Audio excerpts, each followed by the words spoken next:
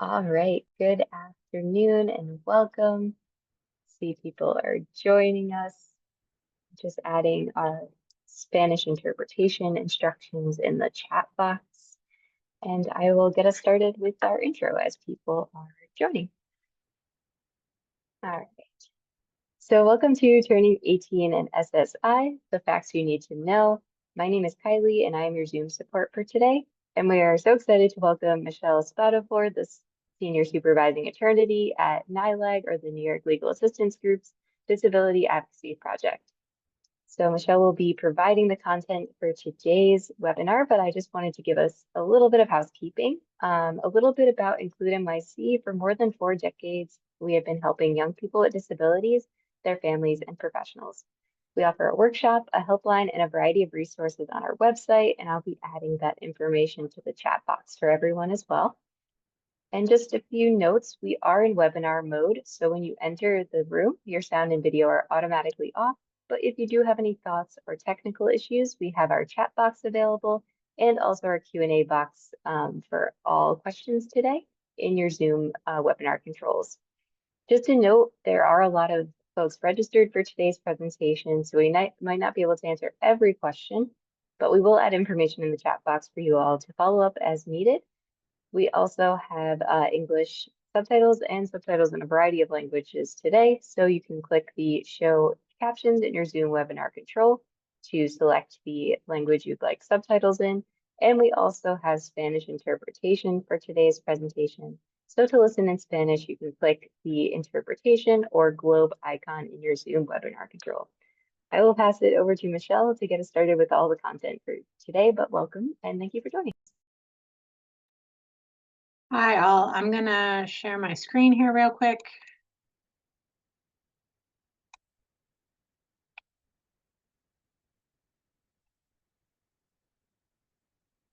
Okay, so all of these handouts should be made available to you already or after the meeting, so don't feel like you have to take notes or anything. I'm going to talk about 3 different ways to maintain SSI benefits for kids when they turn 18, because a lot of people think mistakenly that there's only one way to handle benefit continuation at age 18, which is to do a disability appeal. But in fact, there are 3 ways to go about it, and we're going to talk about each of those different paths today. And then at the end, I'll leave a little bit of time and we can take some questions. So anybody who has a child who is on SSI benefits, when they turn 18 or slightly after, you're going to get a notice that says Social Security is reassessing disability. And at that time, Social Security might ask the young adult to go to see a medical expert, go to see an IMA doctor. They might ask for information about any sort of treatment they've had. They might ask for school records. There's a lot of different things that can happen as part of that disability assessment. And if at the end of the disability assessment, Social Security determines that the child is not disabled under the adult rules, then there are a couple different paths to take. So one path to take is if you do believe that your young adult is still disabled, and if the young adult is amenable to working with you in this process, then you can seek out doing a disability appeal, which is when you're basically saying, Social Security, you're wrong. My kid is still disabled and should still get benefits under the disability rules for age 18. We're going to talk about that in more detail at the end, because in a way it's the most complex piece, but in the way it's also like the most familiar. It's the most related to what you've already done up to this point to get your child to be receiving disability benefits. And that, just so you know, that piece of things does have time limits. If you need to appeal the decision that your child isn't disabled anymore and you want to keep getting SSI benefits while you're waiting for the decision, you have to do it within 10 days. It's actually 15 days because they count 5 days for mailing, but you have to do it really, really fast if you want to keep getting SSI benefits while waiting. You need to put in the appeal within 15 days. which, like I said, we'll talk about this some more at the end. But the appeal itself can be put on anytime within a 65-day window. The 65 days is the appeal period. It's only the 15 days only has to do with whether or not you're going to be able to get ongoing benefits while waiting for the next step of the appeal process.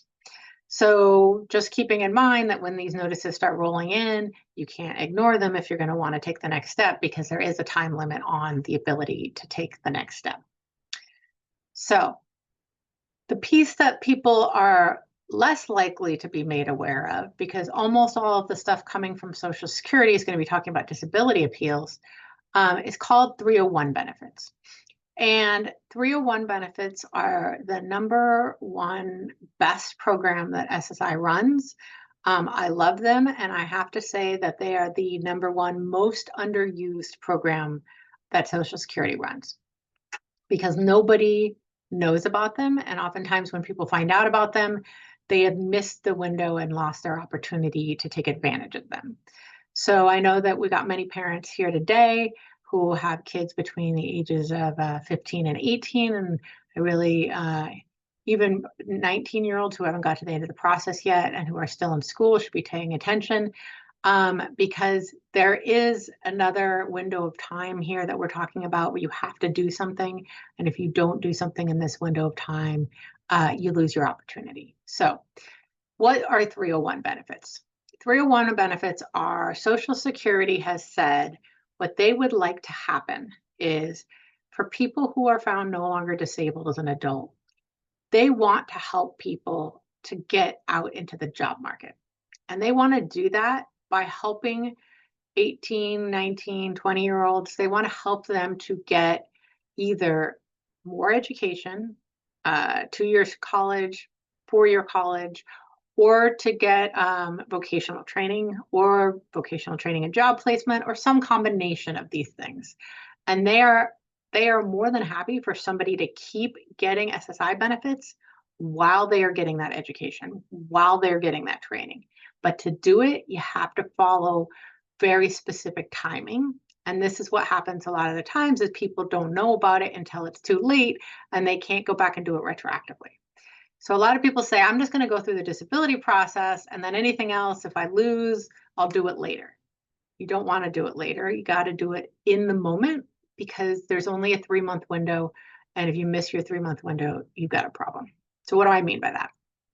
Well, if your child is currently at a high school and has an IEP, individualized education plan, then they are eligible for Section 301 benefits if they're SSI benefits if they're found no longer disabled. So if you got a notice in the mail, let's say you have an 18-year-old who's still in school, he's in his senior year of school, right?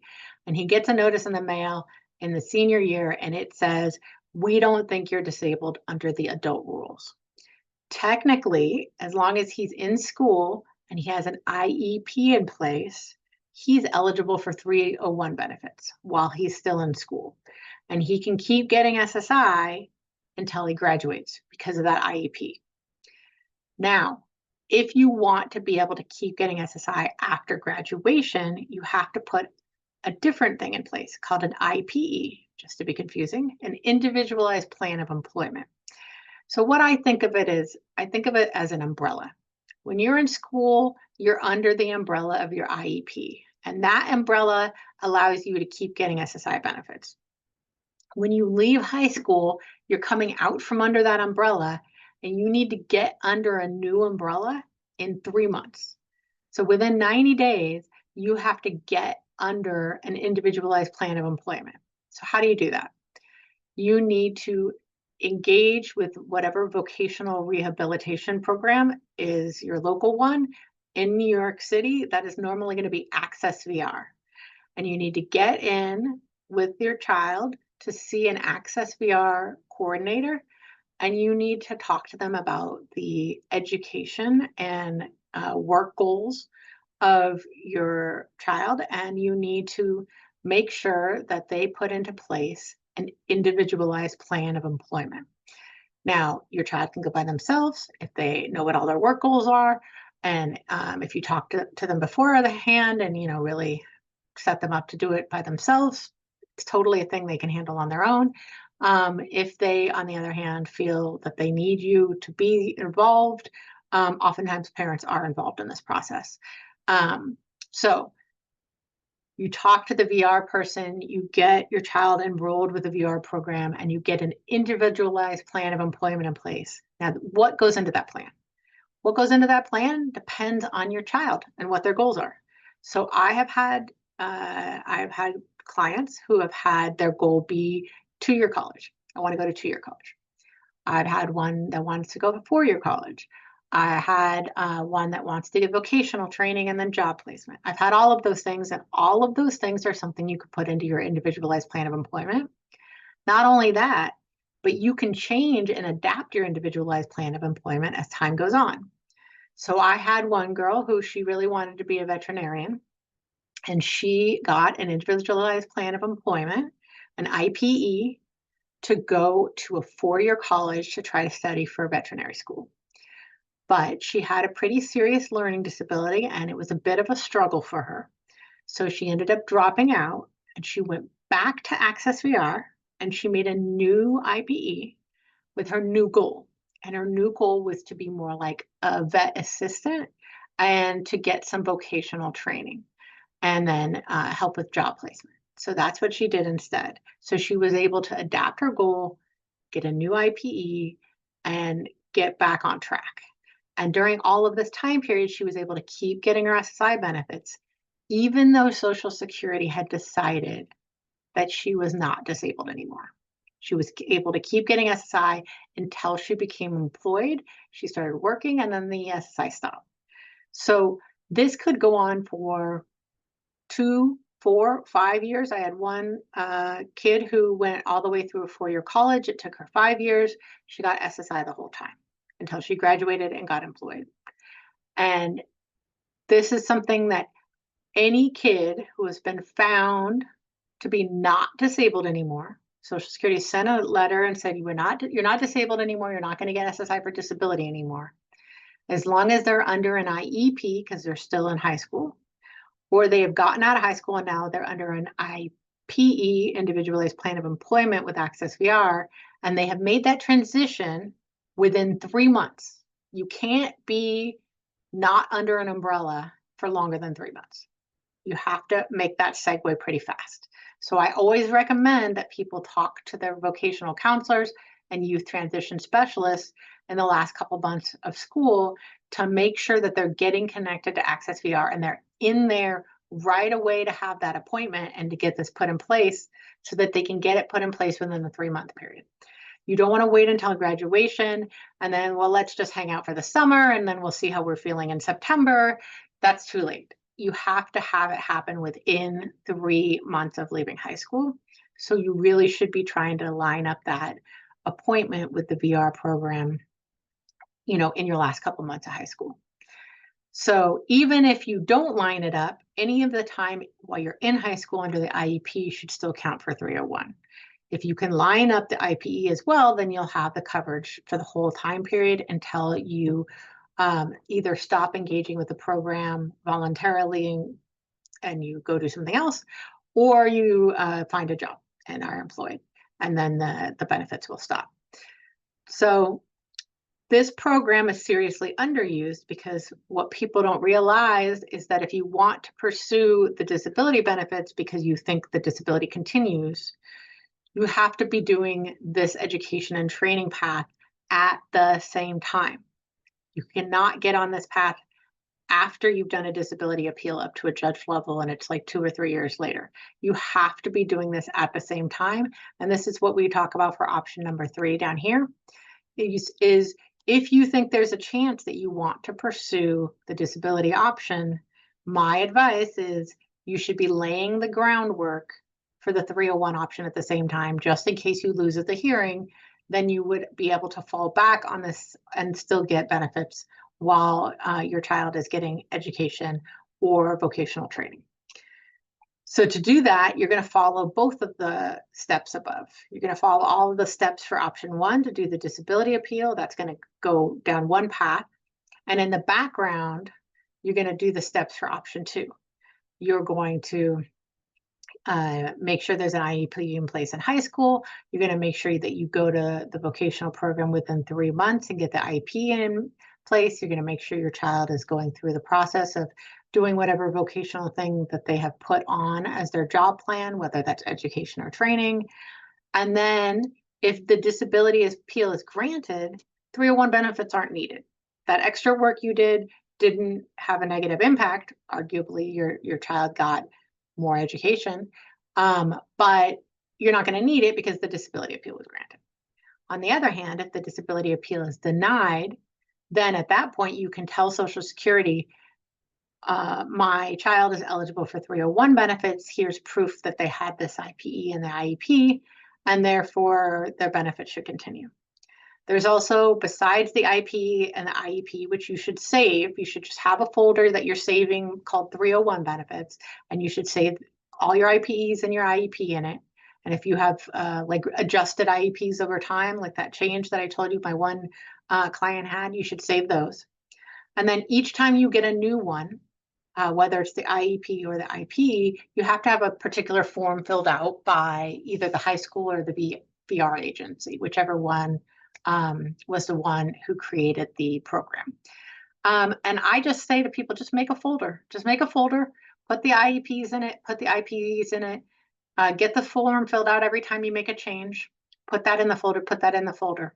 When you get to the end of the line with the disability appeal, you'll know if you need that folder or not. But if you have that folder, it'll mean that all that time period you've been waiting, if you've been getting SSI benefits, they're not going to turn into an overpayment.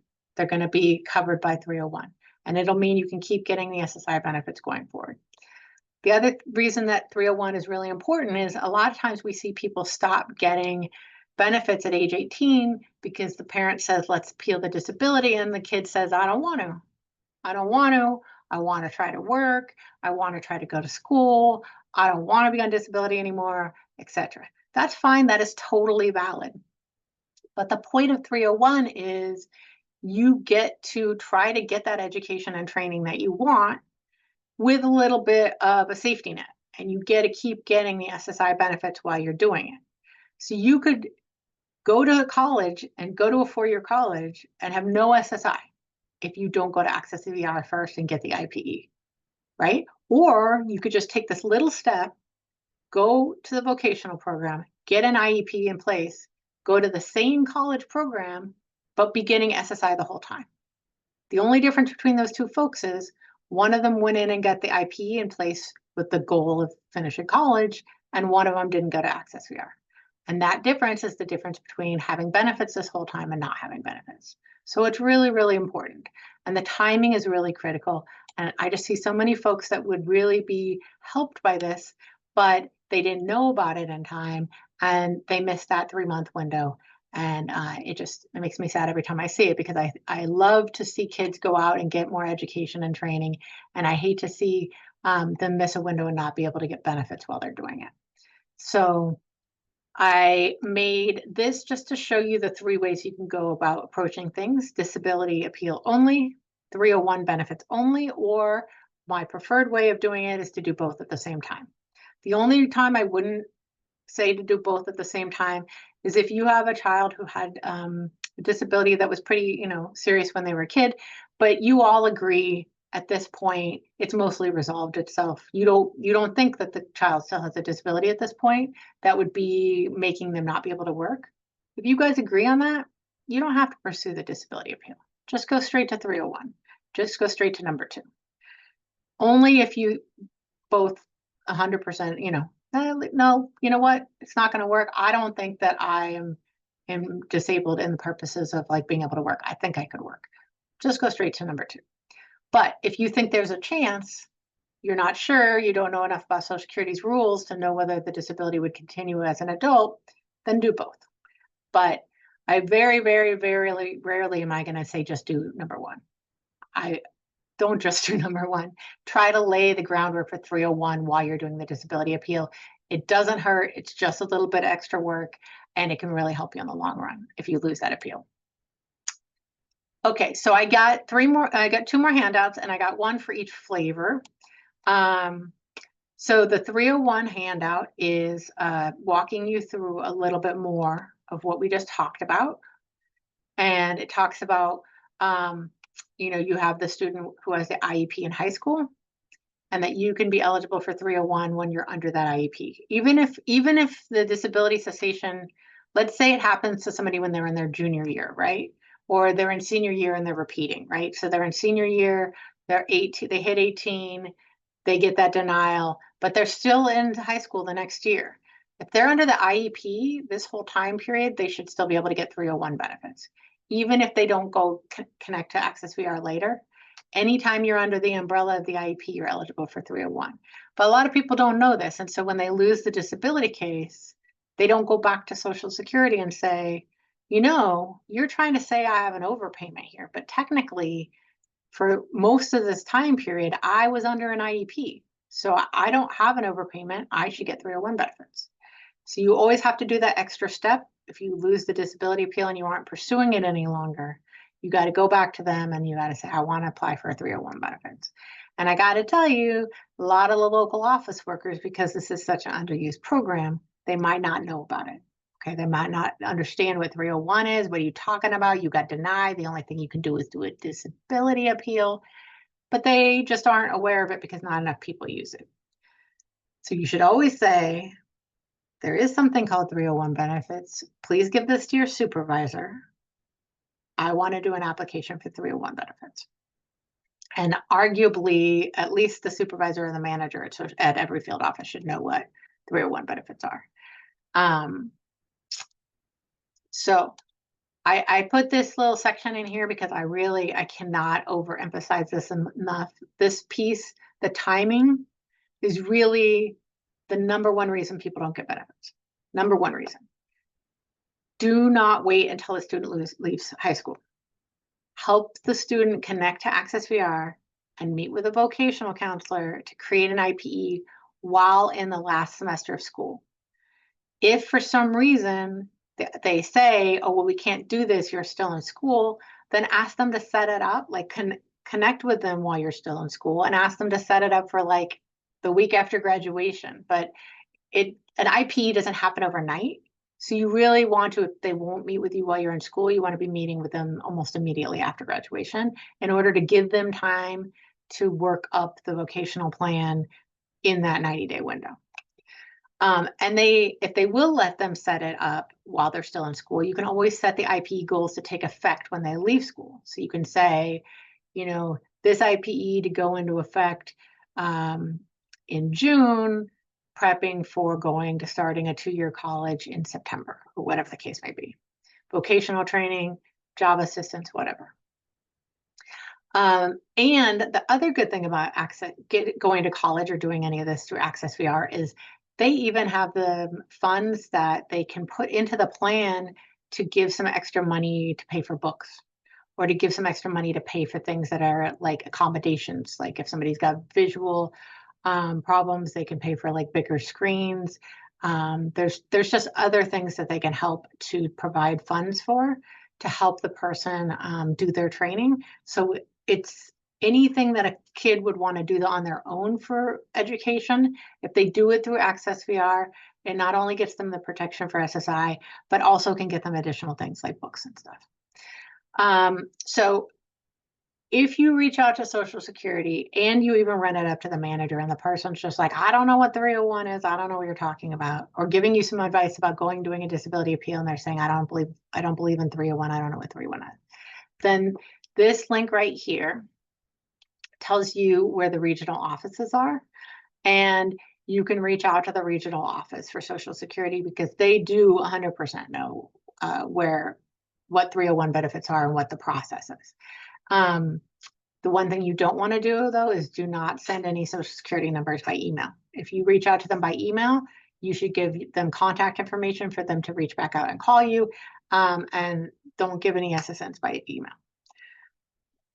So this talks a little bit more about continuing 301 benefits and what kind of programs that they allow for that continuation. There's a couple of different programs in here. I put it all in here for completeness, but normally what you're looking at normally is just this one right here, Once you leave the IEP that they have in high school, normally, mostly what I'm seeing is a person going to a program that's carried out underneath an individualized plan of employment with a state VR agency, which is in New York State, Access VR. That's normally what I'm seeing. I normally don't see these other ones. I just put them here so you could see what the options are. And then you have to, one other thing with the 301 benefits, besides continuing to maintain the education or the job search or whatever it is that was in the plan, you have to also maintain SSI income and resource limits to keep getting 301. So you can't make too much money, and you can't have more than $2,000. The child can't have more than $2,000 in resources. The child is now over 18 though, so the parents' resources don't count against them anymore, only their own resources, but they can't have more than $2,000 in resources. But in the context of income, most financial assistance shouldn't count against them if it's being used for school. If they get it in and they use it for school, it shouldn't count against them. If they got work study, it shouldn't count against them. If they're under 22 and they're regularly attending school, then their earnings should be excluded from income. The yearly total when I made this was $8,950, but basically, normally when I'm seeing students work, it's normally during the summer, and most of them aren't making more than that in the 3 months that they're working, or they're working while they're in school and they're doing it part-time. As long as they're not making more than that $8,950 in a year, then none of their student wages should count against the SSI income limit, okay? And a lot of times Social Security doesn't know about the student earning income exclusion, but you should always make sure any wage reporting that's done for your kids, this is even kids that are in high school, any wage reporting done for kids in high school, if they're doing one of those New York City programs where they work during the summer, they should make sure that when they report it to Social Security, that they are citing to the student earned income exclusion, because Social Security shouldn't be counting that money against their SSI. Not that they don't, but that they shouldn't, and you should remind them of it. And also just to keep in mind that different pay cycles can make a person over or under income in certain months. Not if they're under the cap, but if it's later on and they're over their cap. So when I told you earlier that in addition to having the IEP and the IPE from each time they make a new one saved in a folder, you also have to have this form filled out and saved in a folder. Let me just show it to you real quick. It's a very short form. It's called an SSA 4290, and it's 1, 2, 3, 4 pages. But for every program that you get to fill this out, each program only needs to fill out a small section. So it's actually even faster than that. So you just are filling out this basic information about the child here, name, social, address, and then checkboxing here who's filling it out. Is it the high school filling it out for an IEP? Or is it Access VR filling it out for an IPE? You put the checkbox in whichever program is correct, and the name and contact information of the person filling it out. And then depending on what it is, they fill out their section. So for example, this section is completed by the high school. If we're talking about the IEP, you're going to get them to also fill this out and put it in the folder. I got my IEP from the last year of school, put it in the folder, get the school to fill out section D right here, that the person has an IEP, the date it's supposed to expire, are they taking part in the activities that are in the IEP, are they expected to complete the IEP in what month and year. That's it. Like, should take them 2 minutes. Sign, date, contact information, that's all. Put it in your folder. Then later when they're in the Access VR program, they're going to be filling out this section right here, section B. Do they have an IPE? When was it signed? Are they engaging in the services? What's the employment goal? And then what are they doing? Are they in some sort of college? Are they in vocational training? What are they doing? And when is it expected to end? Once again, a couple of minutes, shouldn't take long. Put it in the folder. Let's say they come back in later, they get a new IPE, get a new one of these filled out, put it in the folder. Just save that folder, and then when you get to the end of the disability appeal, if you need them, you've got everything you need, you can just submit it all at once. When you submit it, submit a copy, never give your originals because they can lose them. So this is your section 301 benefits. The first 2 pages are just some basic information. And then the last section of it is that form that you'll need. I just wanted you guys all to have a blank form. It's hard to find it online. So it's good to have this form when you need it. So before I turn to age 18, which is, like I said, both more complicated and more familiar, I'm going to take a quick look at the chat to see if there's anything in here I want to answer that's specific to 301 before I move on.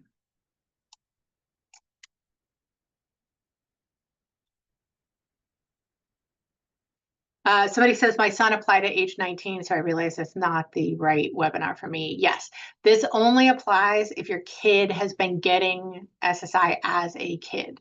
If your child did not apply for SSI benefits until after age 18, normally that's because of parental income or resources, then you can't get access 301. It's only in that transition from the child SSI benefits to the adult SSI benefits that this comes into play.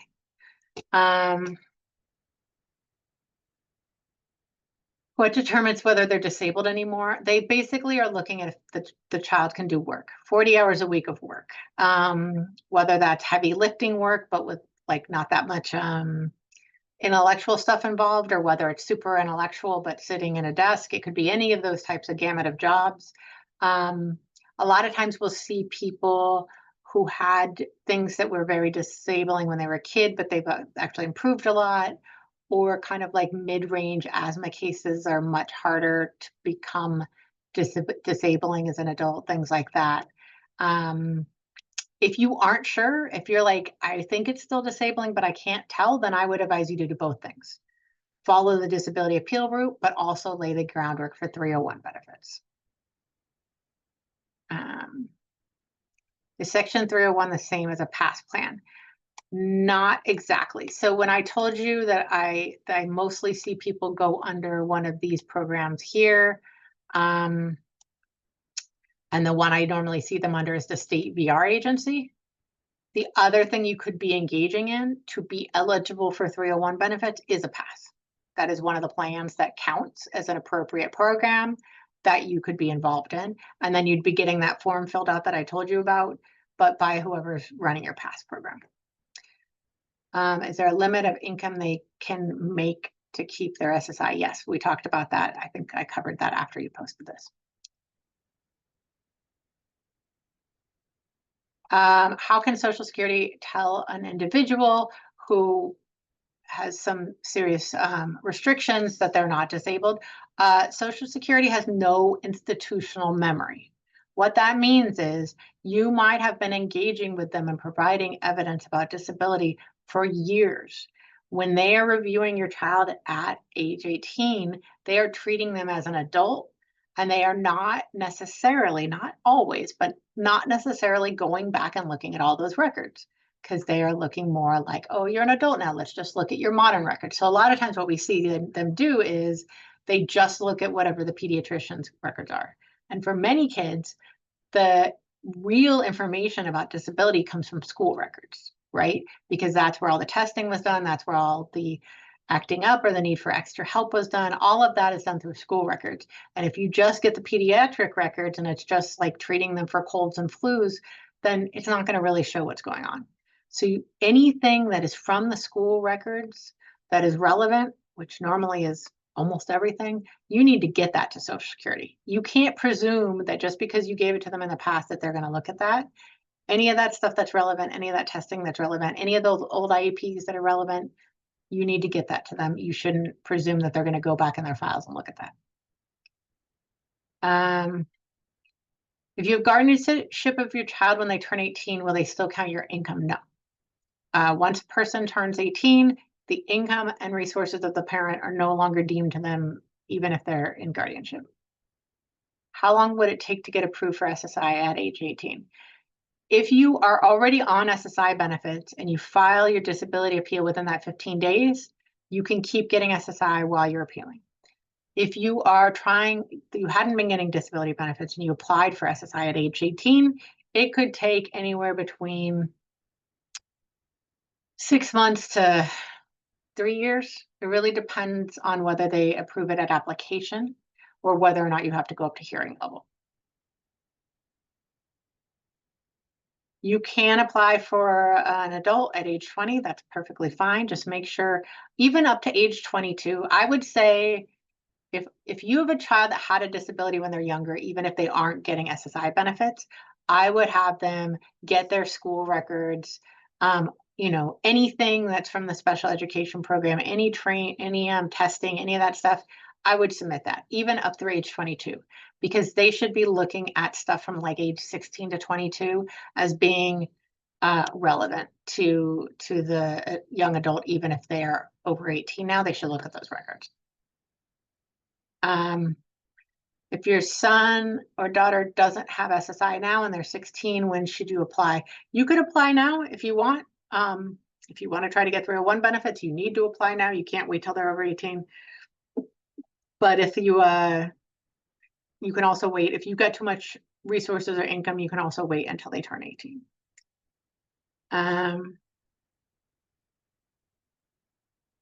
So somebody has a child in a transitional school who's 18 now, and will stay in that school until the age of 22. That is fine as long as they keep having an IEP at that school and you get that SSA form that I attached filled out from whoever did the IEP. Doesn't have to be the person who did the IEP, but somebody from the school that attests that they have an IEP. Put them in a folder. Even if they tried to say this person isn't disabled, as long as they stay under the umbrella of that IEP until they graduate, they should keep getting disability benefits under 301.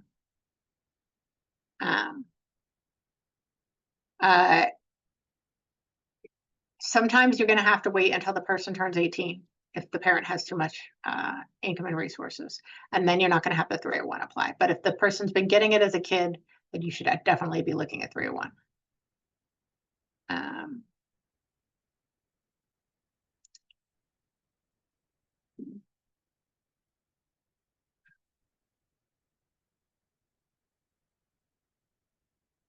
If a child has been taken off of SSI because the parent's income was too high, and that is still the case at the moment that they turn 18, then probably you're not going to have the 301 come into play.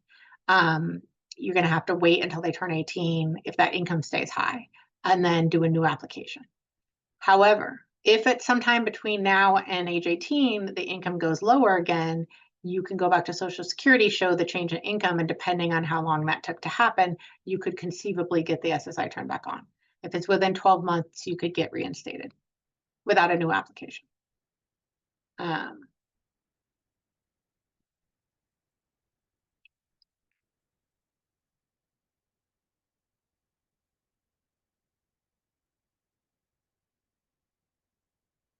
If you're in self-direction, how does this apply? I'm not sure I understand what that means. If somebody wants to drop some additional information for a question, that's fine.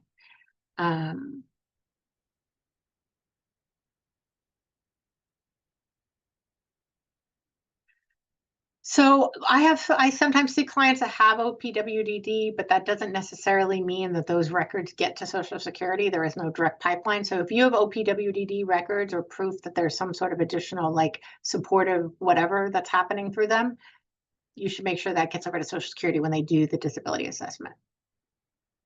And just don't ever assume Social Security has stuff. You should make sure that you're resubmitting everything to make sure that they understand that disability continues. I've had more than one parent that are like, how could they not understand?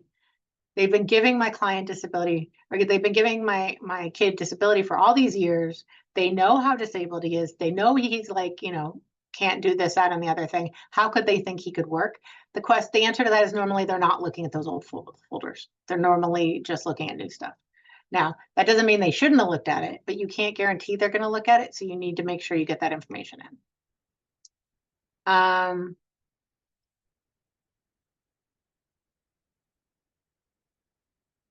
You can still apply for benefits at age 24 if they had an IEP while in high school, graduated college, and can't find a job due to their disability. Yes, but you wouldn't get 301. I wouldn't apply. It would just be like a new application.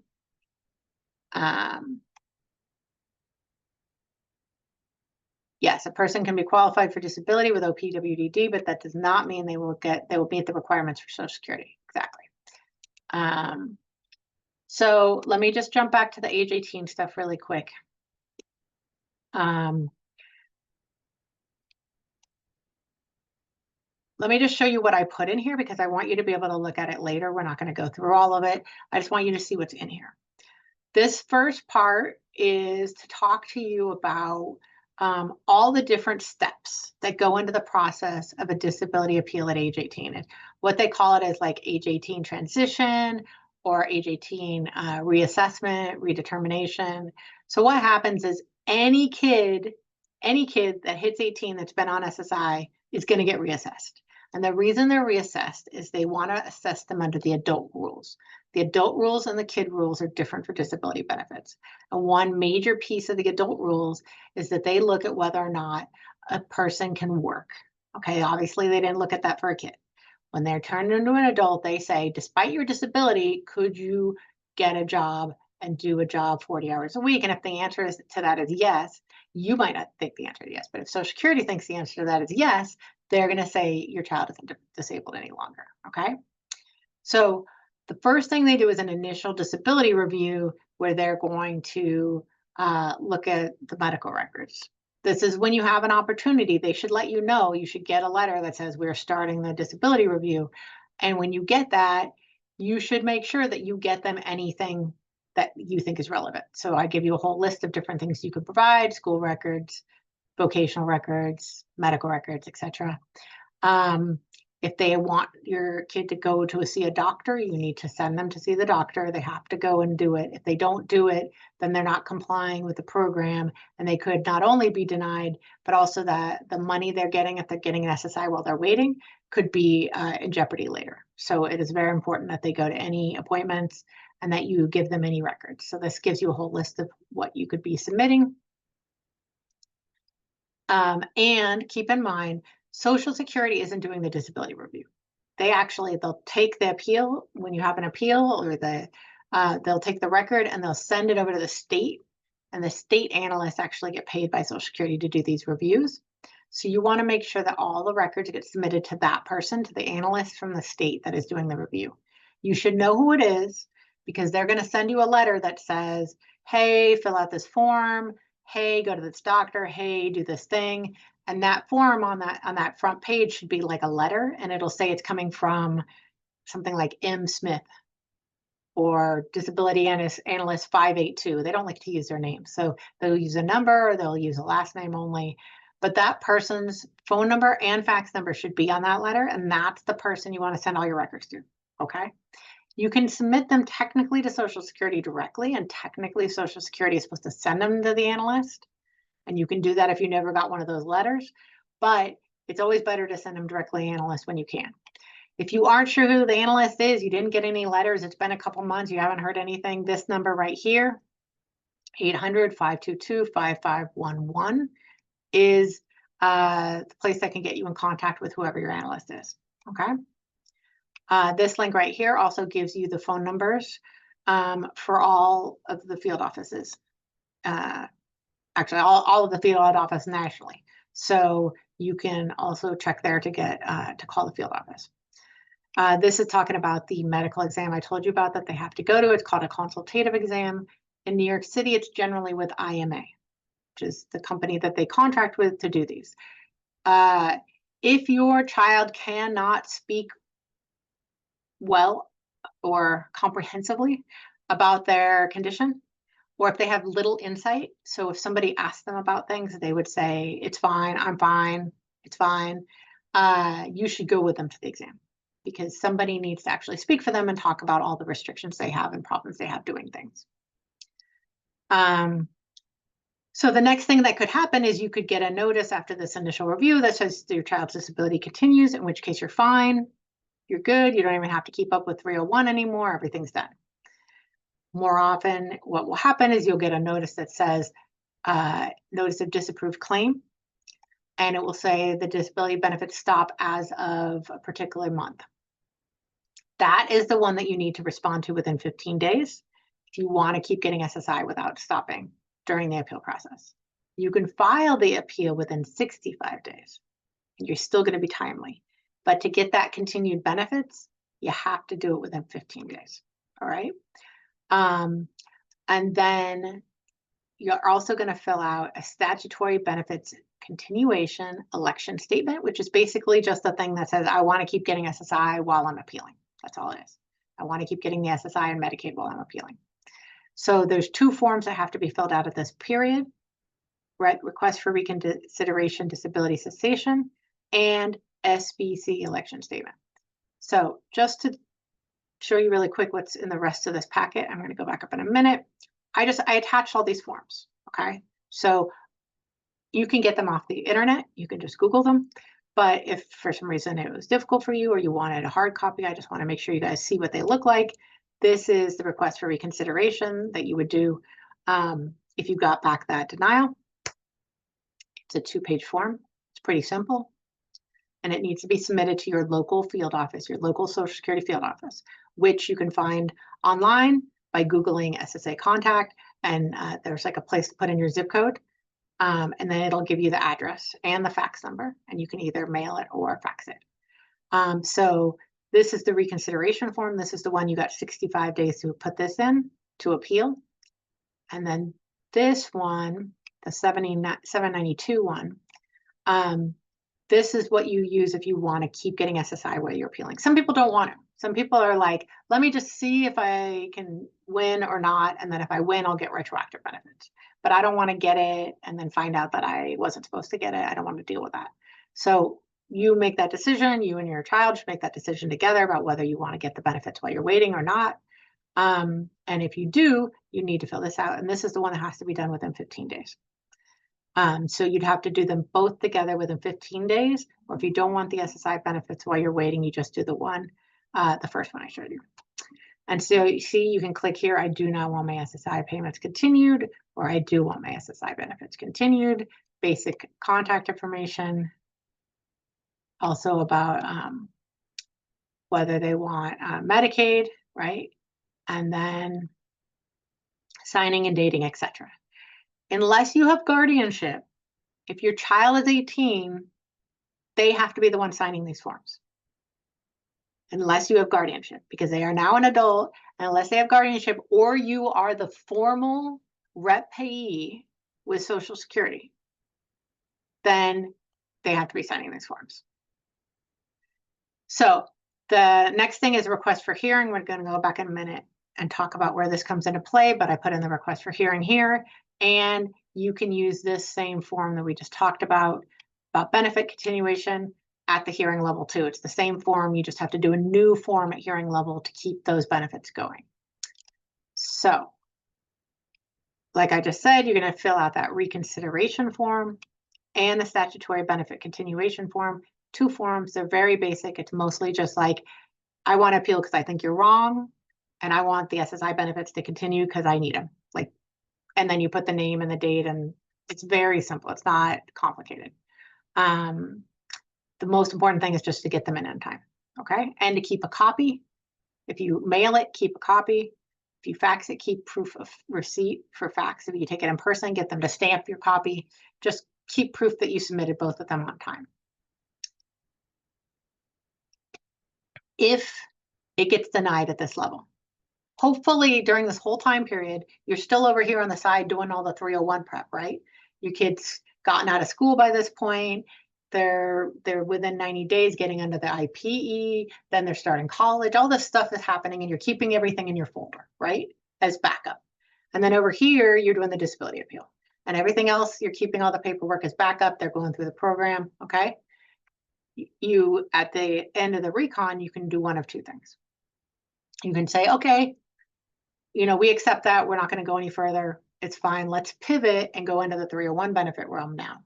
Or, no, I think they're wrong. I want to keep appealing. I'm going to keep going up to the ALJ hearing level.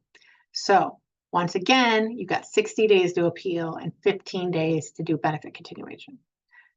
If you had done benefit continuation last time and said you wanted to keep getting SSI last time, you have to do it again. You can't, if you don't do it again right now, when you do the hearing request, then it stops while you're waiting for the hearing. So if you wanted to keep going, you have to do it a second time with a new form. Same form, but newly filled out, and attach it to the hearing form. And that has to be done within 15 days. If you just want to put in the hearing request and you don't care about the ongoing benefits, you can just put in the hearing request. That's 65 days. And if you missed your window last time for continuing benefits, you've been waiting this whole time with no money, but now you would like to put in benefit request, you can do it again now. This is your second bite at the apple, okay? And then you're going to wait to go see the judge, the formal judge, to do a hearing, and that can take 6 months to a year to longer. So whether or not you put it in the benefit continuation form can make a big difference depending on how long you're waiting. Just last thing, and then we're going to look more at the questions. After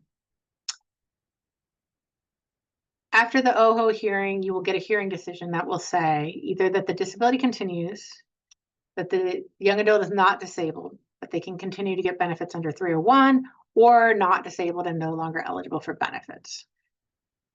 A lot of judges don't know anything about 301. So you could get a decision that says not disabled, no longer eligible for benefits, and that doesn't mean it is true. You should still take that folder of 301 benefits information that you've been collecting, the IEPs and the IPEs and that Social Security form. And once you get this hearing decision that's negative, if you're not taking it to the next level of appeal, you should go down to the field office with it, and you should say, this disability appeal was denied, but during this whole time period, my child was eligible for 301 benefits. We want to apply for 301 benefits. They don't know what you're talking about, tell them to get the manager. If the manager doesn't know what you're talking about, tell them you want to talk to regional. I put the regional contact in these materials. But that's why you've been keeping this, filling up this folder this whole time, is for just this eventuality. If you get to the end of the line and the benefits get denied, just pivot and go get 301 benefits instead, okay? And if you get those 301 benefits, then there won't be an overpayment of the statutory benefit continuation. If you didn't do all the things you needed to do to plan for 301, then they can try to hit you with an overpayment for the money you've been getting while you're waiting for the appeal to happen. You can file a waiver on that. And there is actually a POMS, which is their rules, that says if you filed the appeal in good faith and you went through the process, and your child went to all the appointments and you guys submitted all the paperwork they wanted you to submit, that they shouldn't be found to be at fault for causing the overpayment. So we always tell people to appeal these overpayments if they come up, but it's very important that you jump through any of the hoops that they wanted you to jump through, so that when you get to this point in the process, you can argue that that your child's not at fault. Okay. And then, like I said, the rest of this packet is just those forms for you, so that you have all the forms in one place. And now I'm going to stop sharing and check out, see if there's more questions. I'm going to go to Q&A now.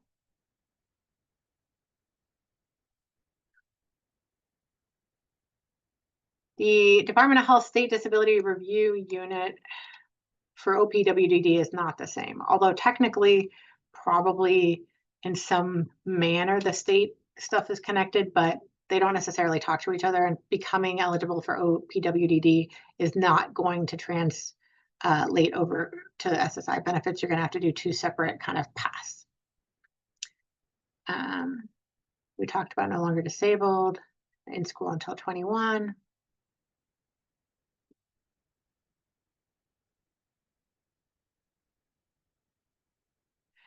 Somebody has child who had an IEP in high school, graduated college, now having problems finding jobs.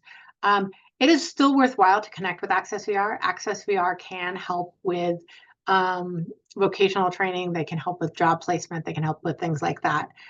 It isn't going to get you 301 benefits, right? Because the window, you missed the 90-day window. But that doesn't mean that you can't benefit, or your child can't benefit from the vocational services. So it still might be worth doing that anyway.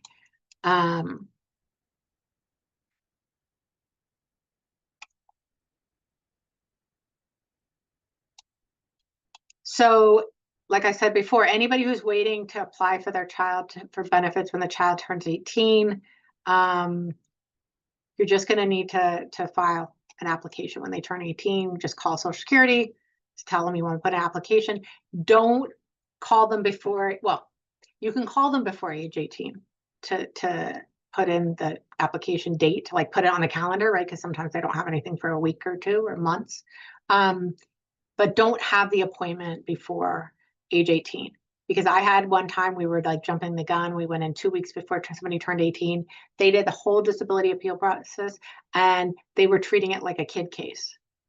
And I'm like, why would we're not putting in for 2 weeks of kid benefits? Are you crazy? Like, obviously we meant that we wanted an adult case, but because we had put in the app a little bit early, they were treating it like a kid case. It was a whole kerfuffle. So don't do that.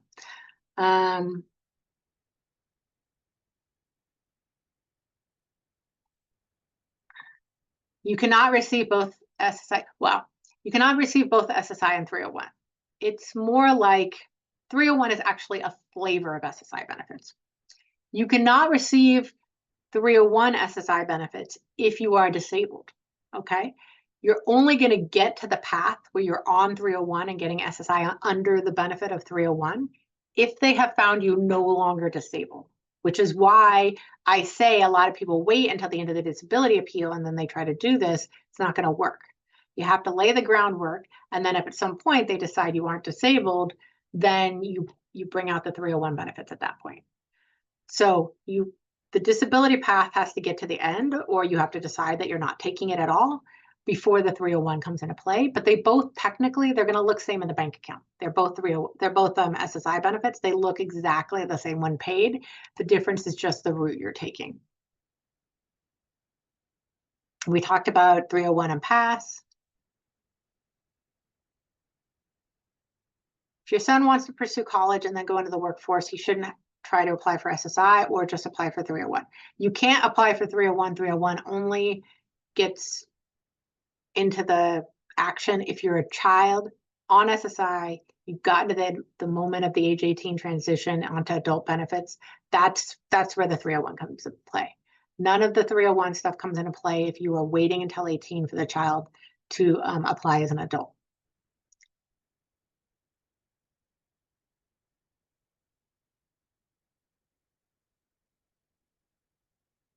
My son is in access ER but does not get SSI. Could he still apply and qualify for SSI and 301? He could still apply and qualify for SSI at any point, whether he's over or under 18. He can only get 301 if he starts getting SSI when he's under 18.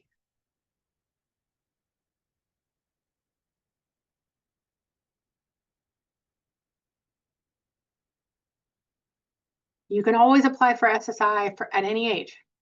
SSI can cover people as children or adults. You can apply for a 20-year-old, you can apply for a 16-year-old. Just know that if they are over 18, then they need to be engaged in the process in some manner, or you need to be on as rep payee for them or as a guardian for them so that you can be signing the forms. But if you're not on as payee and you're not on as guardian, they have to be signing the forms. And if you're requesting medical records for them, some medical record places, if you don't get guardianship, will make them be the ones to sign the HIPAA medical release if they're 18.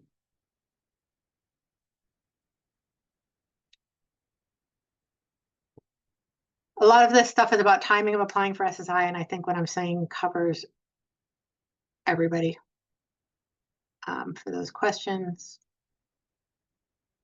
Somebody says they join late. How do they get guardianship? Not my realm. For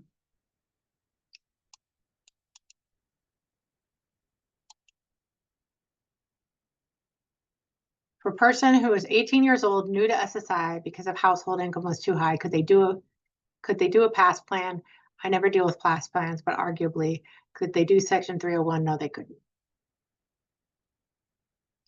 If Medicaid approves a child's disability, would Social Security accept this for SSI purposes? No. Although technically, it's the same guidelines. So arguably, if Medicaid approved the child's disability, SSI should, but that doesn't mean they will. But yes, they're like, it's the same thing, and arguably they should, but They only follow their own rules and their own process.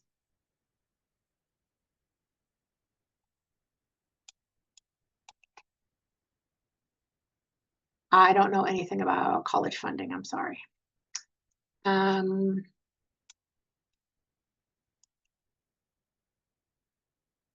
again, about disability from Medicaid.